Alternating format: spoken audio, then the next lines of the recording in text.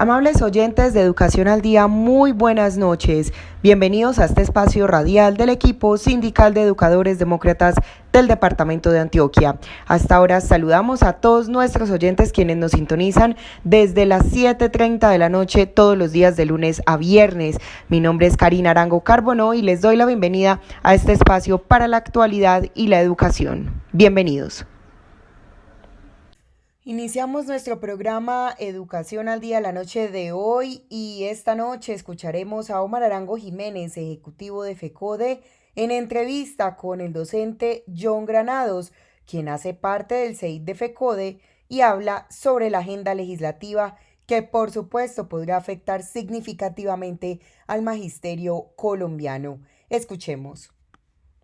Nos encontramos con John Granados, él hace parte del CEID en FECODE y lo hemos invitado a este programa Educación al Día de emisora Claridad y la emisora virtual educacionaldia.com.co para que hablemos de cosas coyunturales y de interés. La primera, amigo John Granados, bienvenido a este programa. Cuéntenos cómo ve usted el retaque que se está dando a esta hora por parte del gobierno nacional y los gobiernos locales para obligar a la presencialidad con modalidad de alternancia. Siga usted. No, pues lo primero que me parece a mí es algo muy lamentable que el presidente Iván Duque no quiera garantizar la vida de la comunidad educativa. Son muchos los estudios científicos y la experiencia internacional que ha demostrado que en un inicio de clases, retomar las clases de manera presencial, de una manera apresurada, lo que va a terminar impactando en aumentos desmedidos en la cantidad de los contagios de COVID. Yo creo que una de las experiencias más recientes fue lo que sucedió en Israel. En Israel venían con un muy buen contención de la pandemia. De una manera improvisada iniciaron las clases presenciales y esto pues llevó a que se les desbordara por un hecho concreto. Si la pandemia no está contenida, o sea, no está controlada en una determinada población, en un grupo, en una población ya sea rural o una población al interior urbana, ¿sí? No está controlada, pues los colegios, como son centros donde la comunidad se concentra, entonces automáticamente los colegios se vuelven centros de focos de contagio, los de la pandemia. Entonces, por eso es que primero toca controlarse la pandemia en las comunidades, en los barrios, para luego sí poder pensar que se puede iniciar abrir el regreso a clases presenciales. Pero eso tiene otro agravante. El gobierno nacional no le ha dado los recursos necesarios a las instituciones educativas para que mejoren las condiciones y poder decir que se van a iniciar las clases en esa modalidad de alternancia. Los colegios en este momento no se les ha ampliado las baterías sanitarias, los colegios en este momento no se les ha dado la plata para que compren gel antibacterial, los colegios en este momento no se les ha dado la plata para que tengan los insumos, ni a los maestros el gobierno nacional no ha apropiado los recursos para decir que a los maestros se les va a dar guantes, caretas, tapabocas, los enterizos con material, la ropa enteriza y material, este material que impida que las partículas del virus lleguen al cuerpo humano. Entonces, en realidad esto lo que va a terminar haciendo es que la pandemia salga de control y pues va a generar más muertes en la comunidad educativa. Bueno, John Granado, perfecto eso. Y bueno, hablemos de las responsabilidades que podrían sobrevenirse para los directivos docentes, los docentes que convoquen a la presencialidad. Si no pasa nada, bueno, muy bien. Pero si pasa algo, ¿qué responsabilidades se sobrevienen frente a esta acción de llamar a la presencialidad con modalidad de alternancia de manera irresponsable? Mire que eso es una vaina que el gobierno es muy oportunista en eso. Primero se lava las manos y le deja la decisión a los entes territoriales. Pero por debajo de la mesa tú usas los entes territoriales para que convoquen las clases presenciales. ¿Sí? O sea, en la superficie es autonomía de los entes territoriales, pero por debajo de la mesa está diciéndoles tienen que iniciar. Los entes territoriales trasladan esa responsabilidad a los consejos directivos de las instituciones educativas y a los padres de familia. Los padres de familia tienen que firmar un consentimiento informado si quiere que los estudiantes, que sus hijos regresen a las aulas, y los consejos directivos son los que tienen que determinar si abren o no abren las aulas. Y esto, miren que al final ni los entes territoriales ni el gobierno nacional termina respondiendo, sino en manos de quién quedó la responsabilidad. En dos personas, en dos sujetos de la comunidad educativa que no tienen el conocimiento para determinar si están las condiciones para abrir o no regresar a las aulas de manera presencial. Que los padres de familia, pues los que son profesionales no son doctores en medicina ni epidemiólogos para definir si pueden volver o no las personas a las aulas. Y en el consejo directivo, donde hay padres de familia, estudiantes, sector productivo y maestros, pues tampoco tienen el conocimiento científico para determinar. Para eso lo que se necesita es los estudios técnicos y toda la fuerza del Estado para determinar si se puede o no se puede abrir un colegio. ¿Qué consecuencias se podría tener? Pues hay una situación, por ejemplo, que se dio en el departamento del Casanare, en que un maestro de esos comprometidos, metelones, que al ver que la necesidad de que sus estudiantes puedan estudiar, fue hasta una casa, dejó unas guías. Desafortunadamente, pues que los papás, ese hogar se contagió del COVID, y la decisión de esos padres de familia fue denunciar, instaurarle una demanda penal al profesor que fue y le llevó las guías, porque supuestamente, esto no se ha comprobado, fue el que le llevó el COVID, ¿sí? Ahora, llevamos esa realidad a las instituciones educativas, ¿sí? Entonces, ¿qué va a pasar? ¿Quién va a responder en el caso que un maestro se enferme, se contagie, y teniendo en cuenta que nosotros no tenemos una ARL, y que adicional el COVID no es una enfermedad profesional para el magisterio? ¿Quién va a entrar a responder? Si yo soy un docente, pues yo entraría a exigirle a las personas que autorizaron mi regreso a aula, ¿sí? Y en ese caso, ¿quiénes terminan autorizando el regreso a aula? Pues es el consejo directivo, ¿sí? Entonces, aquí eso puede llegar a tener consecuencias penales, dependiendo pues de la intención de cada quien, y todo el mundo tiene a su propia decisión instaurar o no una demanda en caso que sienta que se le violentó un derecho. Entonces lo mejor es que los consejos directivos y los rectores dejen de insistir en ese regreso a las aulas, y que esté muy claro que la Secretaría de Educación y el Gobierno Nacional, que hasta que no haya condiciones idóneas y los doten con los recursos necesarios a las instituciones educativas, no se puede regresar a las aulas, y que los datos de los científicos digan que sí es seguro, porque mientras que hay inseguridad no se puede volver a las aulas. Bueno, perfecto, John Granado. Y a propósito de este tema, viene el otro, el de la evaluación y promoción para este año. ¿Cuál es la orientación del CEI, de FECODE? ¿Qué se plantea? ¿Cómo se debe manejar la evaluación y la promoción de los estudiantes en este año 2020? ¿Y cómo iniciar el otro? Porque vamos a arrancarlo también con confinamiento tal vez obligatorio, dada la ola de contagio que está creciendo cada día, John Granado. Bueno, ese tema nosotros lo discutimos. Al interior del CEI Nacional se discutió eso con el equipo, bajo la dirección del secretario de Asuntos Pedagógicos, que es Miguel Ángel Pardo, del director del CEI, que es Víctor Cabrera. ¿Sí? O sea, eso lo discutimos y fue uno de los puntos que llevamos a los seminarios de los secretarios de Asuntos Pedagógicos, los seminarios que hicieron a nivel nacional a mitad de este año. Primero, el CEI no le puede dar una orientación detallada a los colegios o a los maestros qué hacer con el tema de la evaluación, porque estaríamos atentando con la autonomía escolar consagrada en la Ley General de Educación. Pero sí se pueden plantear una serie de líneas generales como consideraciones a tener en cuenta, no como camisa de fuerza. Lo primero es que sí se requiere revisar los sistemas de evaluación institucional contemplados a través del decreto 1290.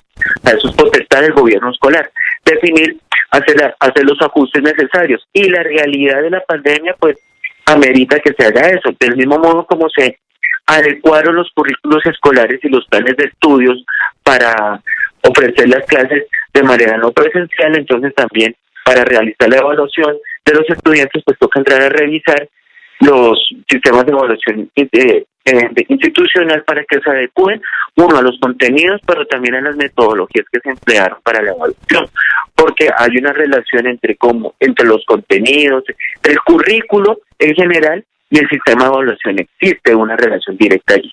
Entonces, es lo primero, o sea, en el marco de la autonomía escolar, los consejos académicos y los consejos directivos contrasten que hay una coherencia entre las metodologías que se emplearon para garantizar las clases en la modalidad no presencial con los sistemas de evaluación, ¿sí?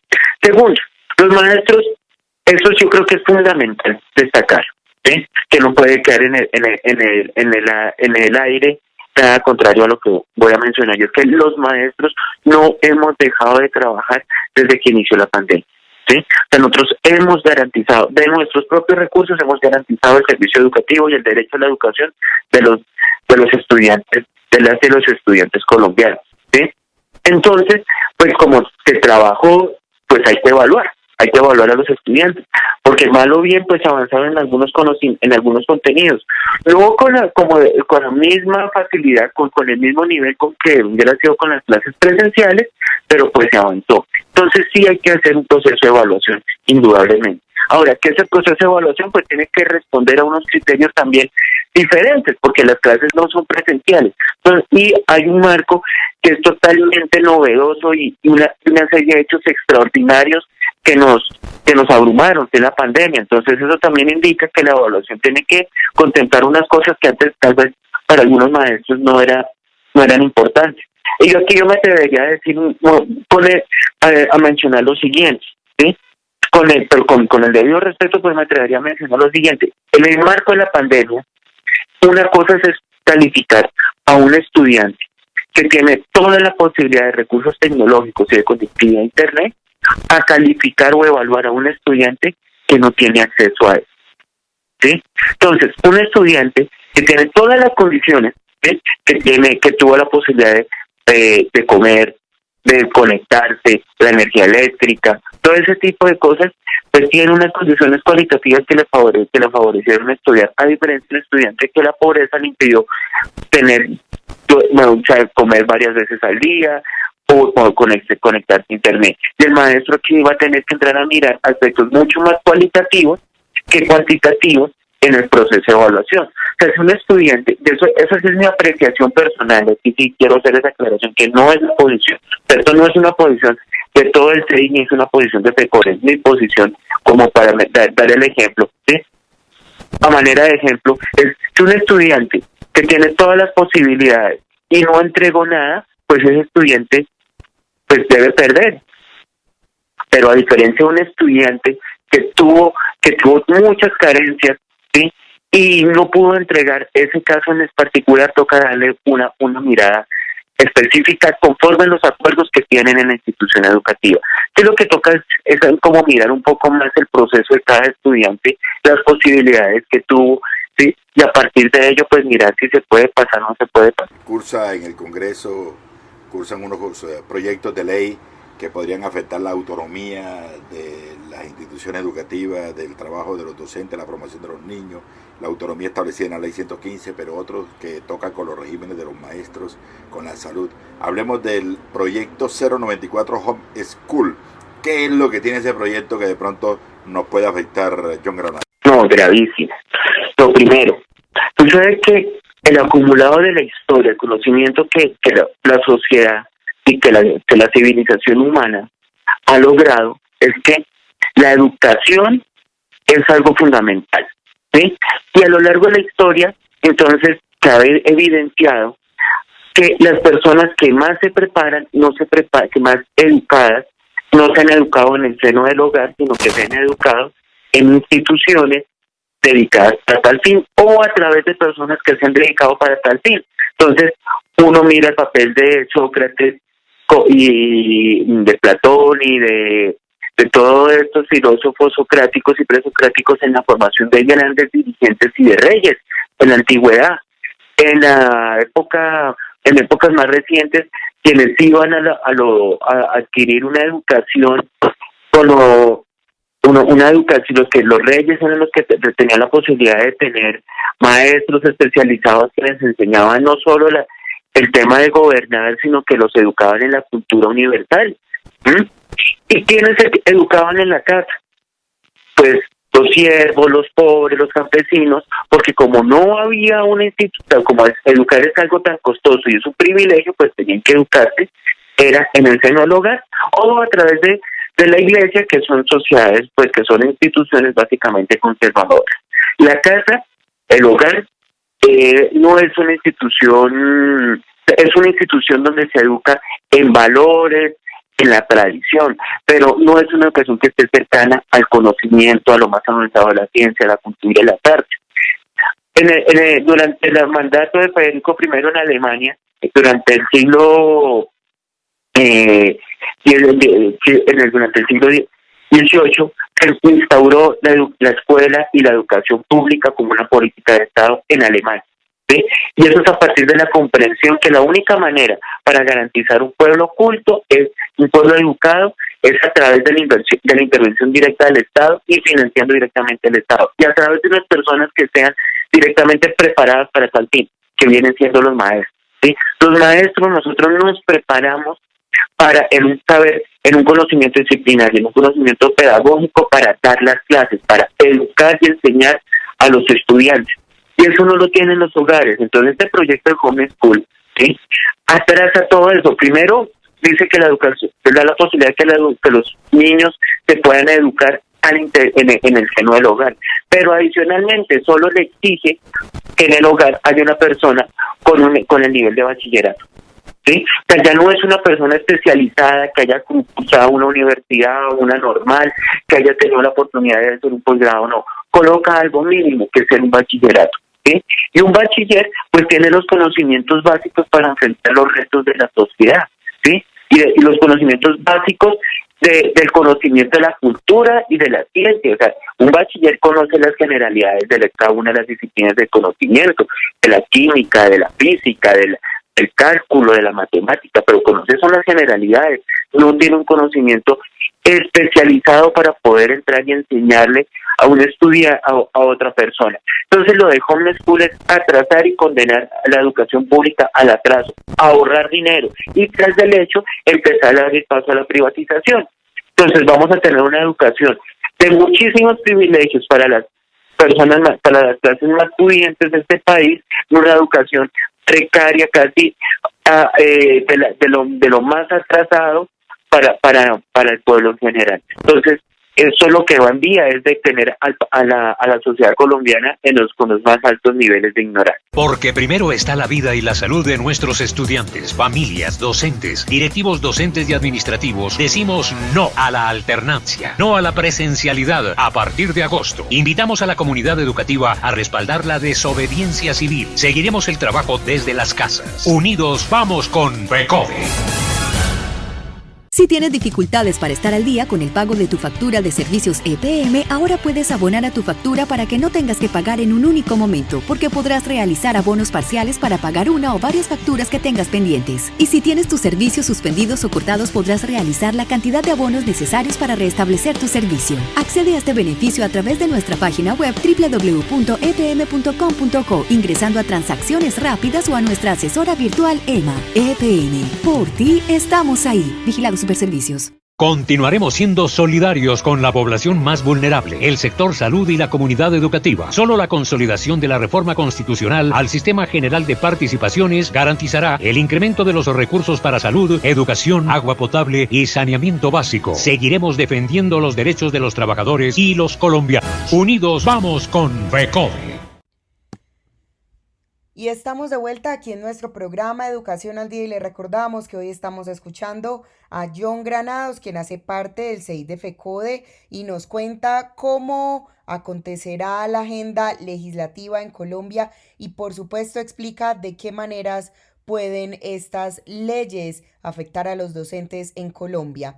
Continuemos escuchando a Omar Arango Jiménez, ejecutivo de FECODE, en entrevista entonces con John Granados. Bueno, John Granado hace parte del CEI de FECODE, lo tenemos acá en el programa Educación al Día, hablando de temas de interés. Estamos hablando de la agenda legislativa, de los proyectos que cursan en el Congreso y que muchos nos pueden afectar. Ha hablado del 094, el proyecto de trabajo en casa. Ese es un modelo tomado de los Estados Unidos y de otros países, inclusive hay países como Alemania que han rechazado esa metodología de trabajo. Esperemos que pase entonces acá en Colombia, porque lo que pretenden es desplazar al maestro, desplazar la educación presencial cuando existan las condiciones. Otro proyecto, John Granado, es el 277, el que toca con los preescolares. ¿Qué implicaciones tiene este proyecto para la educación pública colombiana? Tiene varias cosas. Lo primero da al traste con una reivindicación que alcanzó la Federación con la Ley General de Educación después de un paro. O sea, que lo primero que señalar es que la Ley General de Educación es producto de la lucha y la movilización del magisterio. Eso se ha olvidado mucho, ¿sí?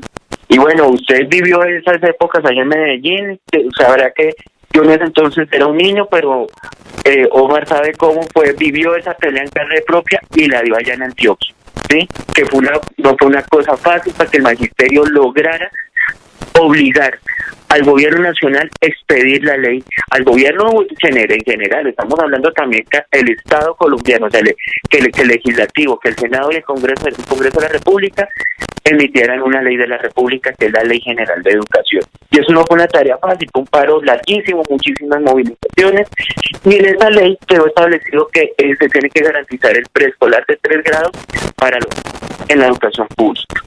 Cosa que el gobierno nacional le ha hecho conejo. Estamos hablando desde 1994 y ya vamos a cumplir ya casi 30 años de esa ley y no se ha garantizado, ¿sí?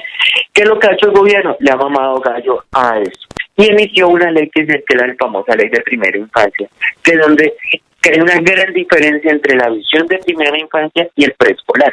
La primera infancia es algo que es asistencialista, cuidado únicamente. En cambio, el preescolar es educación, y es en esas edades, desde los 4 años hasta los 6 años, es donde más hay que desarrollar una serie de habilidades en los estudiantes. Por ejemplo, la motricidad fina y la motricidad gruesa se desarrollan en esas edades. Y si no se desarrolla esa motricidad, pues no se va a desarrollar debidamente habilidades superiores cognitivas en los jóvenes. Entonces, ¿qué es lo que pasa con este proyecto de ley? Al eliminar el preescolar de 3 grados, entonces lo que hace es a las familias más pobres del país quitarles el derecho a tener una educación de buena calidad a través de personas formadas en ese terreno, o sea, a través de maestras de preescolar.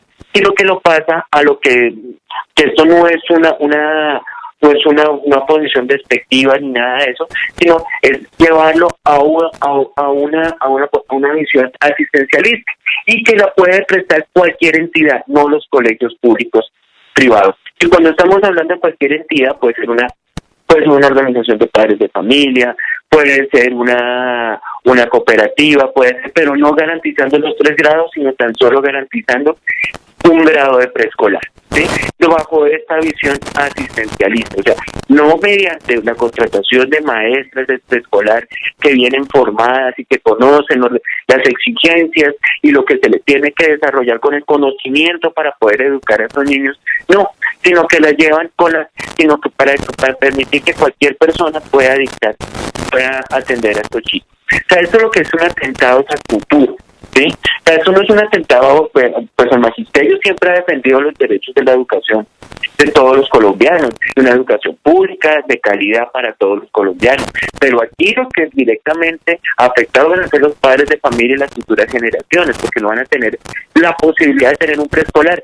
Aquí hay que hacer una pregunta, y será que los hijos, eso es de un proyecto de Centro Democrático, ¿será que los hijos de esos congresistas del Centro Democrático nacen y se crean se educan de una manera silvestre, sin ningún tipo de seguimiento? No, estos niños van a los jardines más caros en cada uno de los lugares donde viven y los preparan de la mejor manera, ¿sí? Entonces, aquí entra esa contradicción, o sea, una educación de pésima calidad para el pueblo y con las mejores garantías para los que puedan pagar. A propósito del partido de gobierno, hemos conocido, compañero John Granado, el borrador de la propuesta de referendo del senador Álvaro Uribe Vélez, en donde presenta 14 puntos, incluyendo allí la congelación de la nómina de los empleados públicos por 6 años aplicada al magisterio.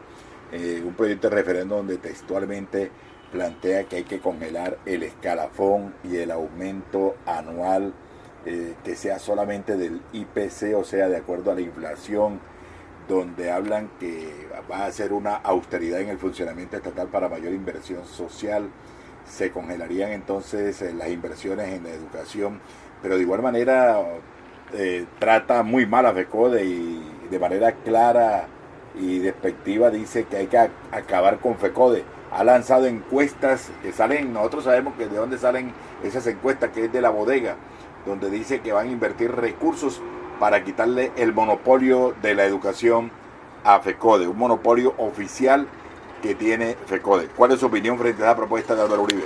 Bueno, voy a empezar por lo último. Primero, FECODE no es ningún monopolio, ¿sí? Porque FECODE no administra la educación pública en un país, ¿sí? O sea, lo que atacar a FECODE es atacar a quien depende de la educación pública a partir de una mentira, porque vuelvo y digo, FECODE no ejerce ningún monopolio, ¿sí? O sea, FECODE es un sindicato, pero FECODE no administra los recursos de la educación y no presta la educación. Quien tiene que garantizar el servicio y el derecho a la educación es el Estado. Y eso no lo hace FECODE. FECODE no administra ningún solo peso del Sistema General de Participaciones. FECODE no administra ninguna escuela, nada de eso. Entonces partamos de esa, primero hay que decir con las cosas con claridad, y es que FECODE no es ningún monopolio. Segundo, ¿qué es lo que dice, qué es lo que plantea el gobierno? Dice que hay que romper con el monopolio para garantizar la gratuidad educativa focalizada. Y cuando utiliza la palabra focalizada, precisamente lo que está planteando es no garantizar la gratuidad para todos los colombianos, sino a partir de una focalización socioeconómica, o sea, que es a través del CISBE. O sea, que para un mínimo de colombianos les van a garantizar la gratuidad educativa y para que medianamente gane un petit o gane un salario mínimo, ya le van a tener que pagar costos educativos, como sucedía hace unos años atrás. Recordemos que la política de gratuidad educativa a nivel nacional no lleva más de 10 años. ¿Sí? De hecho, antes es más o menos en Bogotá, desde la alcaldía de Luis Eduardo Garzón, y a nivel nacional no lleva escasamente debe llevar esta política más de 10 años, porque antes todos los padres de familia tenían que gastar tenían que pagar unos derechos educativos en las instituciones educativas públicas, ¿sí? Entonces, lo primero que hay que develar el discurso del Centro Democrático, y es que por lo que vienen es para quitar la gratuidad educativa a todos los estudiantes y dejar solo a un puñado de familias que les van a pagar la educación. El resto van a tener que pagar antes. Y lo segundo, van es por la privatización de la educación, porque lo dicen con toda claridad que la educación la tiene que prestar cualquier institución, ya sean cooperativas, entidades sin ánimo de lucro, iglesias, lo que sea, ¿sí? Entonces, ellos tienen que atacar a FECODE, porque FECODE es el sindicato más combativo del país y es el único que se le para a este tipo de gobiernos que tiene la capacidad para hacer el arraigo. Entonces, esa es la primera cosa. Lo segundo, congelar salarios para el régimen estatal no es un ahorro, eso es garantía. No es un ahorro para el país, es un ahorro para pagarle a las entidades financieras internacionales lo que la deuda externa. Recordemos que el presupuesto general de la nación aprobado este año más del 25%, más de 70 billones de pesos son para el pago de la deuda externa y escasamente 40 billones de pesos son para el Sistema General de Participaciones. Entonces aquí es para garantizarle las inmensas ganancias a los bancos y a las multinacionales extranjeras y someter cada vez más a la pobreza a los colombianos. Entonces, con ese discursito de ahorrar y que para mayor inversión social, entonces pretenden es reducir salarios. Si hay algo que hay que garantizar, hay que destacar durante este periodo de la pandemia, es que todos los empleados estatales, ya sean de magisterio, provisionales, por órdenes de prestación de servicios, de su bolsillo han costeado el funcionamiento del Estado, porque aquí el presidente en ningún momento le ha dicho a un fiscal, de aquí tome, le voy a pagar, o a un juez de la República, tome, de aquí le voy a pagar el plan de datos que usted tiene en su casa para que se conecte, o en internet, tampoco a los maestros o a los funcionarios del Ministerio de Hacienda, del Ministerio de Educación. A ninguno le ha dicho, mire, este es el bono que el Estado colombiano le da a todos los funcionarios estatales para que se puedan conectar a internet y sigan garantizando el funcionamiento del Estado. Al contrario, es del salario que los trabajadores estatales hemos estado pagando, la energía eléctrica, los minutos de celular y los planes de internet para garantizar el funcionamiento de este Estado corrupto. Entonces, aquí sí hay que hacer ese llamamiento, que es que aquí durante este periodo de la pandemia el gobierno se ha ahorrado un montón de plata y se le ha dado a los bancos. Billones de pesos se han llevado los bancos nacionales y extranjeros por cuenta de esta pandemia, mientras que se está sometiendo en la pobreza y en la miseria al grueso de la población colombiana. Le ha faltado un punto donde dice el punto 12 de la propuesta de referendo: gratuidad educativa según el nivel de ingreso con posibilidad de elegir institución pública, privada o mixta sin monopolio de adoctrinamiento. El Estado garantizará la gratuidad en educación con focalización socioeconómica, como usted lo decía, y dice, podrá hacerlo a través de instituciones oficiales, privadas, mixtas o solidarias.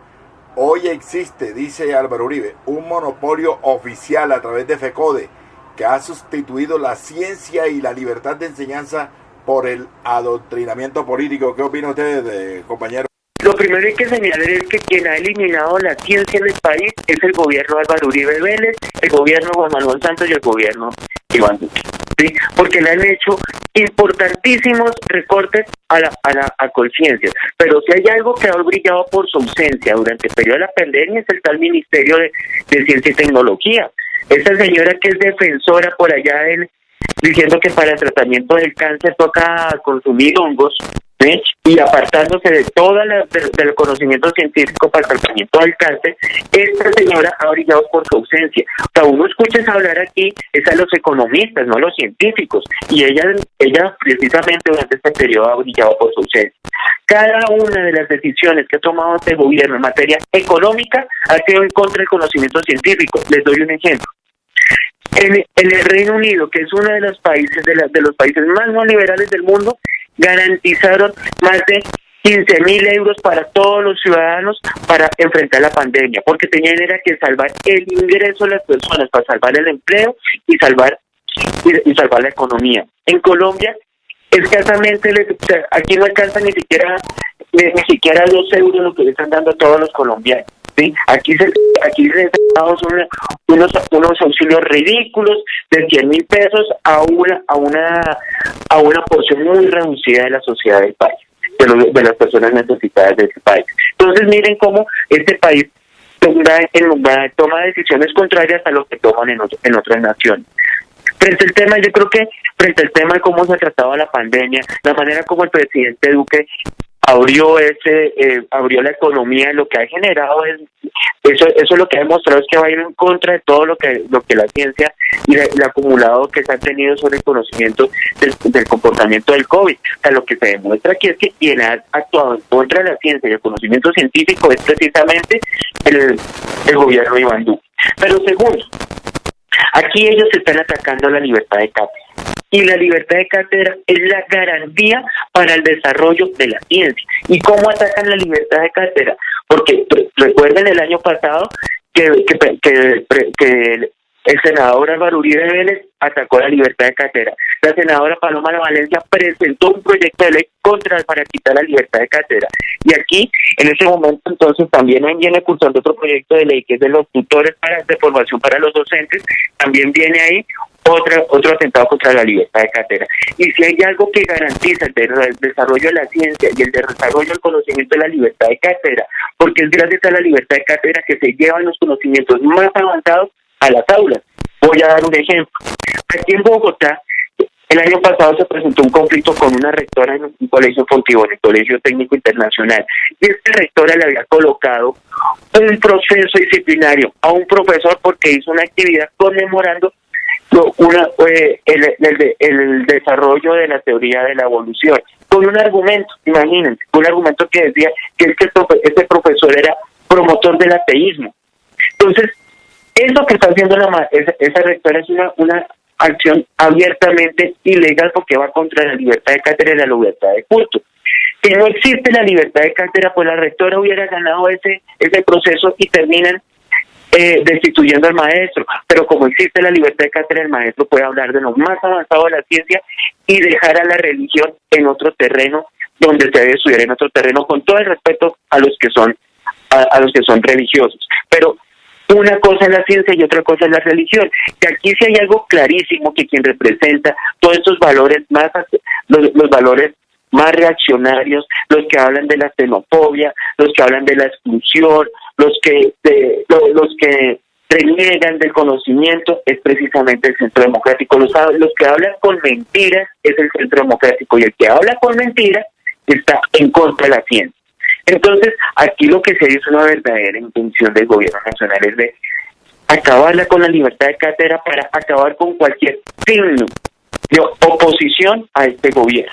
Porque como ven que FECODE tiene una posición clara y coherente contra la política educativa de Iván Duque. Es que aquí no estamos hablando de un golpe de Estado para Iván Duque. Aquí nosotros simplemente lo decimos con una manera concreta. Estamos en contra de la política educativa y contra la política económica que viene desarrollando el gobierno de Iván Duque. Y si lo presentamos con argumentos. Y pues la manera como se defienden ellos es atacando a la institución, porque saben que tenemos la razón y tienen que mentir el pueblo colombiano, confundirlo con esta mentira. FECODE no es ningún monopolio, FECODE es un sindicato de maestros, y como no puede ejercer monopolio porque no administra recursos de la educación. Aquí quien toca hacerle la pregunta qué pasa con los recursos de la educación es el gobierno nacional, que no se ven por ninguna parte.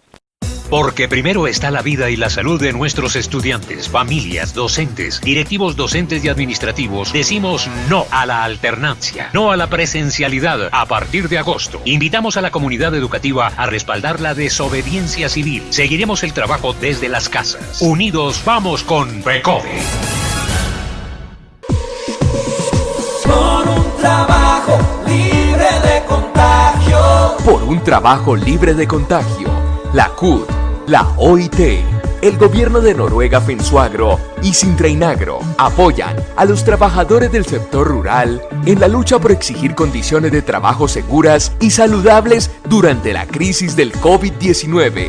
Donde existen sindicatos, hay mayor estabilidad laboral, se implementan protocolos de bioseguridad, se entregan elementos de protección personal y se mantienen los contratos de trabajo. Sindicalízate. Por un trabajo libre de contagio.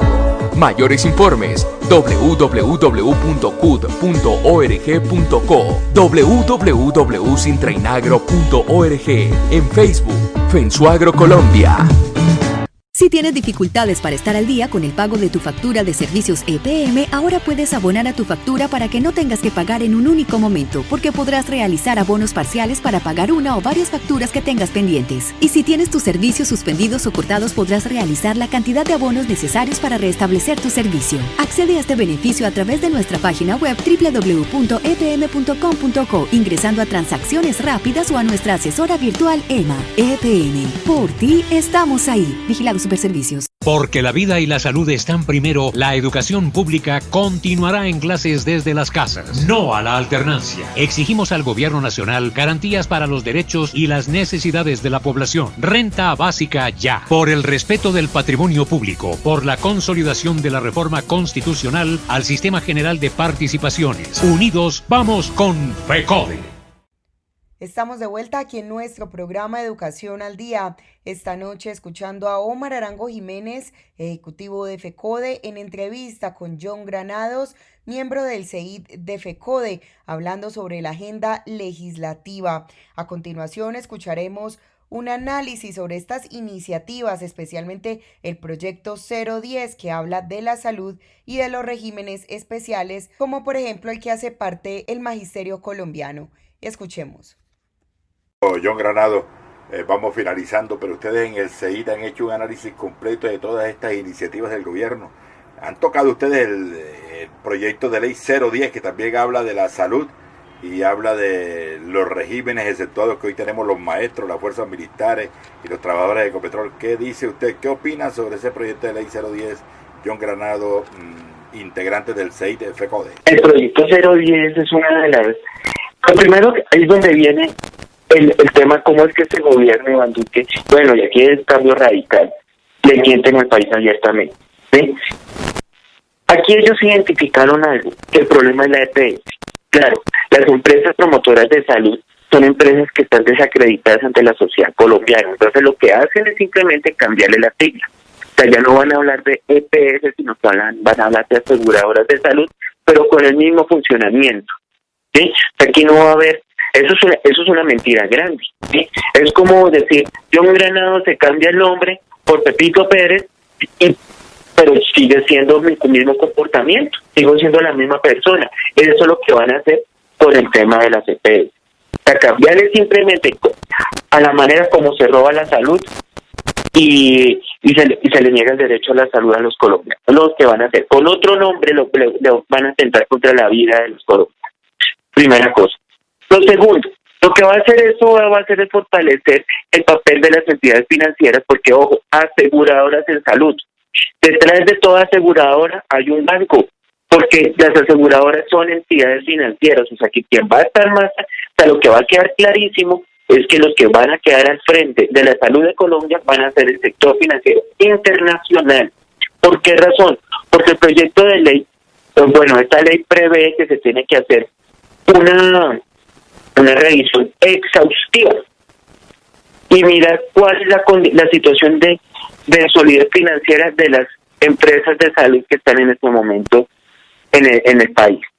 Y lo que dicen los expertos es que solo se podrían salvar 8 para cumplir los requerimientos que colocaron ellos. Y estas 8 son todas de capital internacional, de fondos de inversión de capital internacional, de Estados Unidos y de Europa.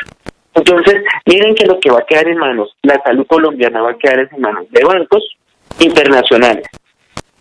Y lo que va a terminar es de acabar los pocos hospitales públicos que quedan, lo que van a terminar es acabar cualquier signo cualquier posibilidad de relación laboral en el servicio en el sector de salud.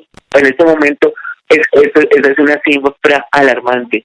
Menos del 5% de los trabajadores de la salud en el país tienen todos los demás, más del 95% tienen algún tipo están tercerizados. ¿Sí? Y lo que se va a acrecentar la crisis de la salud, porque lo que se van a prever es que estas empresas, al ser un monopolio, lo que se ha quedado claro a lo largo de la historia es que cuando se crean monopolios es que el servicio de la salud es muy mal. O sea, cualquier servicio que esté, o cualquier sector de la economía que esté monopolizado, automáticamente se vuelve malo y perverso, porque no hay nadie que los controle. Eso es lo que va a pasar en este país. Y pues los trabajadores de la salud pues van a quedar en la peor condición ahora. En el caso del magisterio, abren la posibilidad para que los maestros se puedan elegir el régimen. Y aquí yo se lo voy a decir con toda claridad a los compañeros. Yo no defiendo el mal servicio que nos está prestando la previsora. Cada una de las empresas contratantes a nivel nacional hacen el mayor ejercicio posible para prestar el peor servicio de salud a los maestros. Eso no lo pongo en duda. Pero sucede que si nosotros nos salimos de nuestro régimen especial de salud, pues vamos a salir de Guatemala a Guatepeor. ¿Y por qué salimos de Guatemala a Guatepeor? Porque sucede que vamos a seguir recibiendo el mismo servicio de mala calidad, pero pagando. Porque si salimos de nuestro régimen especial y nos pasamos a esta ley, de lo que podríamos decir de una manera genérica, ley 100, pues vamos a tener que pagar cuotas moderadoras, vamos a tener que pagar copagos por los servicios y vamos a tener preexistencia. ¿Sí? Son 3 cosas que todo lo que nos garantiza, o sea, los 3 derechos importantes que tenemos en nuestro régimen especial de salud es este. ¿Sí?